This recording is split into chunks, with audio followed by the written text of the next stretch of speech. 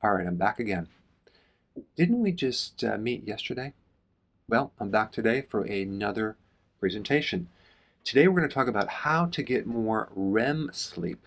Normally, a person will go through 90-minute cycles of sleep, okay? Between 4 and 6 of these cycles with different levels or stages.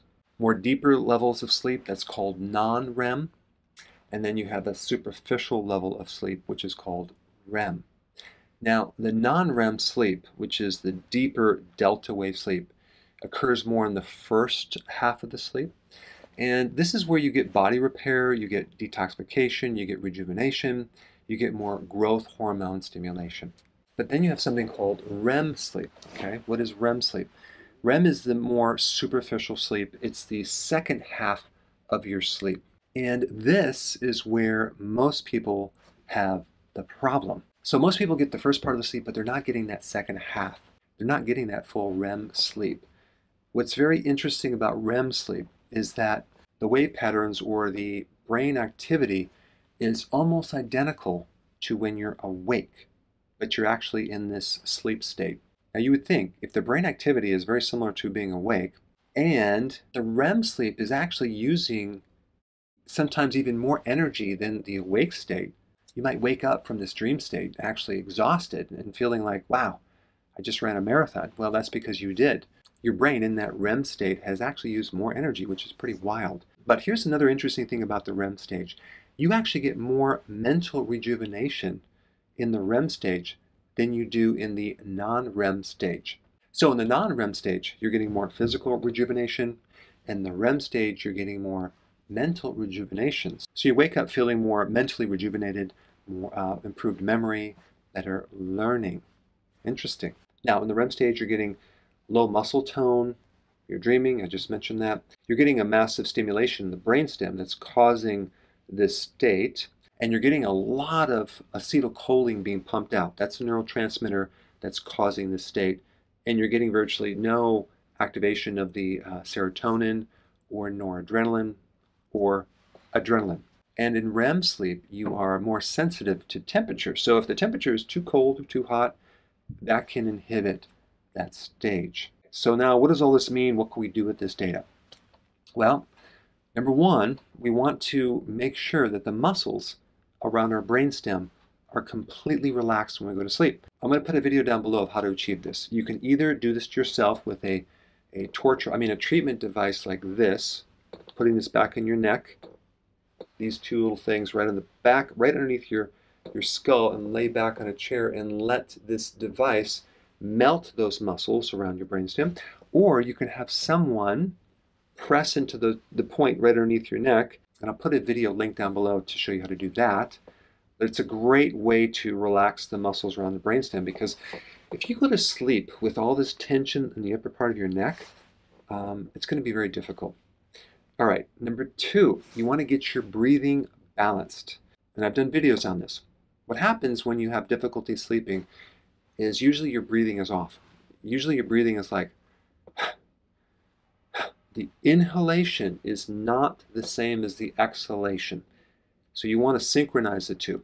You want to breathe in 3, 4, or 5 seconds and breathe out 3, 4, or 5 seconds. Make sure that they're equal though. Sometimes it'll be 3 seconds in, 3 seconds out. Sometimes it'll be 4 seconds in, 4 seconds out, but you want to just focus on your breathing. That will start to send signals into the brainstem through the vagus nerve to help you get into this state. All right, number 3, you want to adjust your blanket to make sure your temperature is correct. I know with my wife, she needs a thicker blanket. I use a thinner blanket, sometimes even a sheet. All right, number 4, you want to increase your acetylcholine. How do you do that? Vitamin B1. You can do nutritional yeast. You can do other types of B1, make sure it's natural, but take a little B1 before you go to bed. B1 is very important in your sleep cycles, especially when you're making acetylcholine, and especially when you've been through a lot of stress. B1 counters stress. B1 helps you counter nightmares. Anytime you have nightmares, that means you need more B1. All right, number 5, stress. Stress is the biggest barrier to your sleep. You're going to have to find out whatever's behind the stress and deal with it. do something to improve it, because the stress is the #1 thing that will keep you out of both REM sleep and the non-REM sleep. Anyway, that's my summary on how to get more REM sleep. Thanks for watching. Actually did all the images myself. Don't ask me why.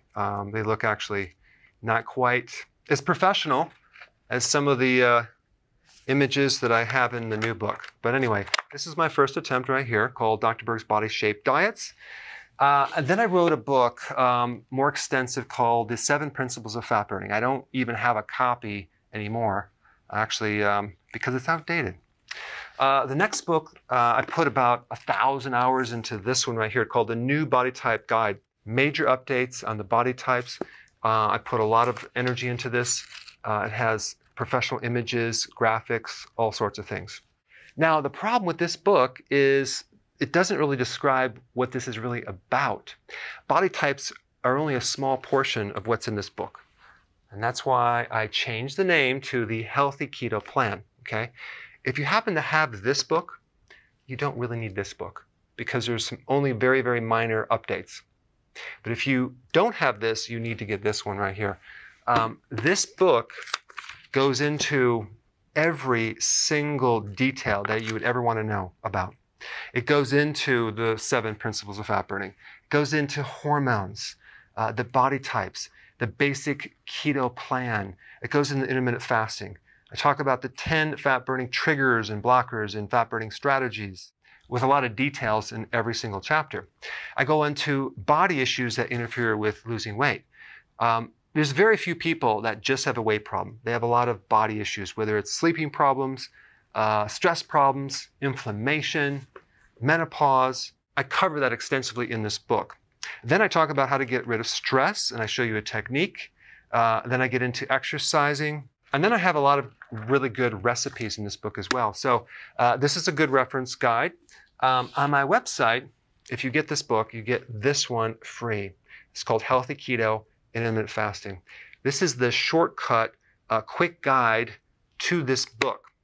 And the reason I created this book is to have you, within 45 minutes, learn how to do keto, okay, in intermittent fasting, exactly what you need to do. Then you can fill in the blanks with this book right here. So right now I'm doing a special. If you get this book, you get this one totally free, or you can go to Amazon and get these individually. So I just want to clarify the difference between this book and this updated one right here. If you don't have this, you need to get this right here. That way you can get the exact correct information to do it healthily.